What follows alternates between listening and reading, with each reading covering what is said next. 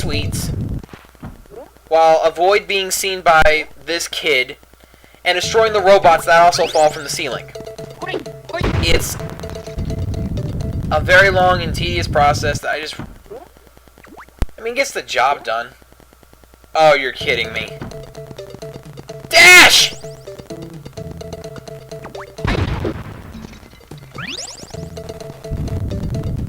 Oh, come on, we just need one more. And it's at the front again. And that's it! This is actually the second easiest training minigame you have to do. The easiest one I do, in my personal opinion, is Sasaki's training. His power is the super jump, which he basically gets rocket boosters and can basically jump up to large areas. Unfortunately, you get that towards the end of the game. But all the training is jumping on platforms that surround this giant tower. And if you played Super Mario 64, it's kind of like climbing the whole Womp Fortress bit, but it's longer and a tad bit difficult. However, all it is basic platforming, so it's not that bad. And in case you're wondering how to use your magic powers, all you have to do is press up on the D-pad, and you will do your power. And now that you're small, you can fit through small gaps and whatnot. So we'll turn back into Yay, play our magical flute, and we will go back to the Uyo coffee shop. Now, as far as magical powers go for the rest of the crew, Goman gets the sudden impact move, where his hair basically turns Super Saiyan Gold, and he can move these metal crates.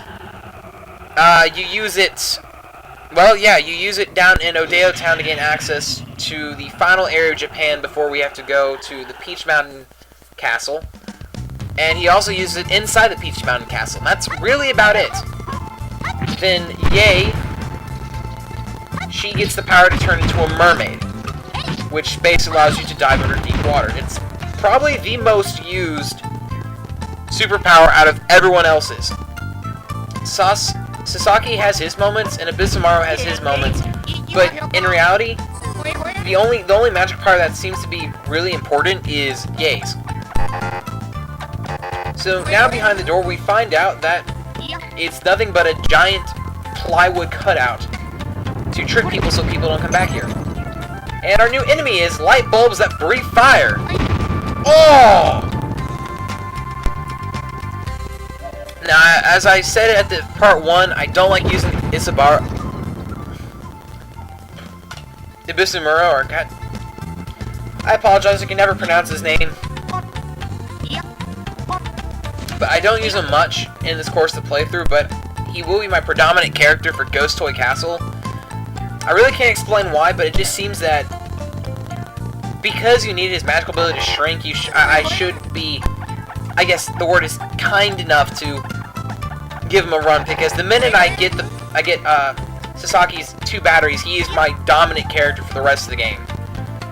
Except, of course, for the Gourmet Submarine Castle, in which I actually need Yay to transverse most of the levels since it's all underwater.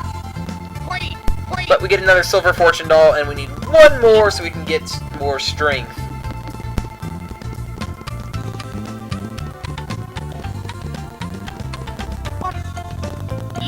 Now, even though I will be using Ebisumaru to a full extent in the course of Ghost Toy Castle, I will be using Goman as well, only because I need him to light torches. But also, Ebisumaru also gets his his first alternate item in this area. It's actually a pretty ingenious idea for a little gadget, even though its use is somewhat limited to a few areas in the game. It's still a pretty cool little device to use. Awesome. Just kill the Scarecrow, and kill another Scarecrow, but honestly, they look like the Scarecrow stats effect from Super Mario RPG. And here we go, the entrance to Ghost Toy Castle. This, thank God, didn't take as long as Part 3 did.